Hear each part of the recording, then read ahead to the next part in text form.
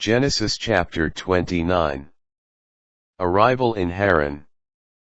After Jacob resumed his journey, he came to the land of the Kedemites. Looking about, he saw a well in the open country, with 3 flocks of sheep huddled near it. 4 flocks were watered from that well.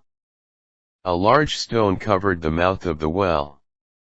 When all the shepherds were assembled there, they would roll the stone away from the mouth of the well and water the sheep. Then they would put the stone back again in its place over the mouth of the well. Jacob said to them, "My brothers, where are you from?" "We are from Haran," they replied. Then he asked them, "Do you know Laban, son of Nahor?" "We do," they answered. He inquired further, "Is he well?" "He is," they answered.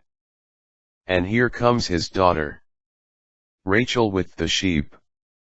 Then he said, "There is still much daylight left. It is hardly the time to bring the animals home. Water the sheep, and then continue pasturing them." They replied, "We cannot until all the shepherds are here to roll the stone away from the mouth of the well. Then can we water the flocks." While he was still talking with them, Rachel arrived with her father's sheep, for she was the one who tended them. As soon as Jacob saw Rachel, the daughter of his mother's brother Laban, and the sheep of Laban, he went up, rolled the stone away from the mouth of the well, and watered Laban's sheep. Then Jacob kissed Rachel and wept aloud. Jacob told Rachel that he was her father's relative, Rebekah's son. So she ran to tell her father. When Laban heard the news about Jacob, his sister's son, he ran to meet him. After embracing and kissing him, he brought him to his house. Jacob then repeated to Laban all these things. And Laban said to him, "You are indeed my bone and my flesh." Marriage to Leah and Rachel. After Jacob had stayed with him a full month, Laban said to him, "Should you serve me for nothing, just because you are a relative of mine? Tell me what your wages should be." Now Laban had 2 daughters. The older was called Leah, the younger Rachel. Leah had dull eyes, but Rachel was shapely and beautiful. Because Jacob loved Rachel, he answered, "I will serve you 7 years for your younger daughter Rachel." Laban replied, "It is better to give her to you than to another man. Stay with me." So Jacob served 7 years for Rachel. Yet they seemed to him like a few days, because of his love for her. Then Jacob said to Laban, "Give me my wife, that I may consummate my marriage with her, for my term is now completed." So Laban invited all the local inhabitants and gave a banquet. At nightfall he took his daughter Leah, and brought her to Jacob, and he consummated the marriage with her.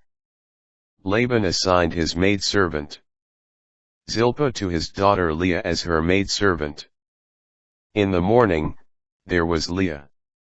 So Jacob said to Laban, "How could you do this to me? Was it not for Rachel that I served you? Why did you deceive me?" Laban replied, "It is not the custom in our country to give the younger daughter before the firstborn.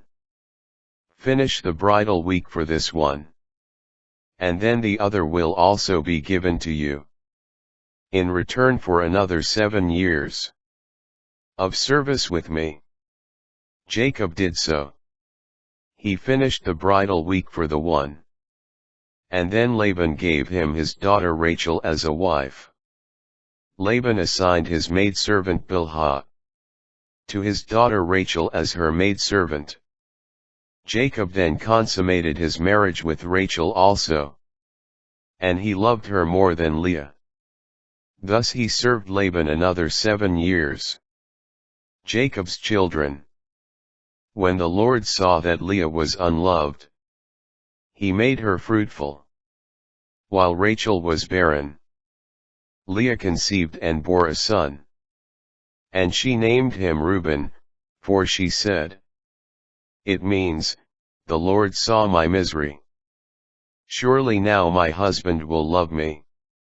She conceived again and bore a son, and said, "It means, the Lord heard that I was unloved.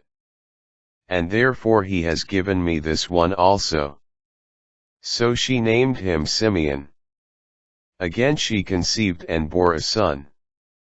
And she said, "Now at last my husband will become attached to me, since I have now borne him 3 sons. That is why she named him Levi. Once more she conceived and bore a son. And she said, "This time I will give thanks to the Lord." Therefore she named him Judah. Then she stopped bearing children.